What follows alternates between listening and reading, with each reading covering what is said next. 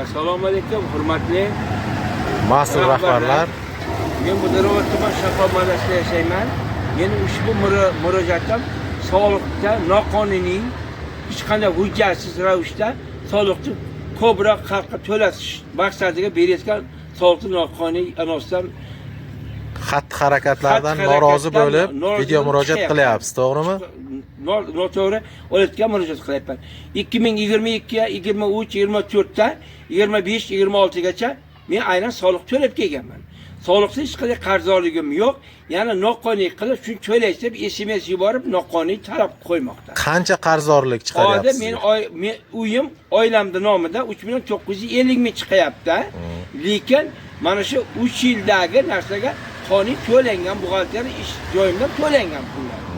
Lekin ular noqonuniy qaysi qonundan, qaysi anovda ko'rsatilgan xati yo'q, SMS bilan yuboryapti. Siz paloncha shuncha qarzingiz bor deb. Nima uchun o'sha yildagi ma'lum qarzdorlik yo'q degan narsaga bugun qarzdorlik chiqarib berib soliq. Soliq nima bilan shug'ullanyapti? Soliq o'z mansabini suiiste'mol qilyapti. 209-moddani aynan o'z mansabini suiiste'mol qilyapti. Prokuror, Mudorobod tuman prokurori nima uchun soliqni nazorat qilmayapti? Bizni oyligimizni, ish haqimizni boshiga turib xalq ta'limidan aynan oyligimizni o'tkazib beryapti. Majburiy tartibga o'tkazib beryapti. Lekin o'sha yillarga o'tkazib bergan pulimizga qarzdorlik mavjud emas. Qanday qilib 26-yilga yana 3 barobar ko'tarish mumkin?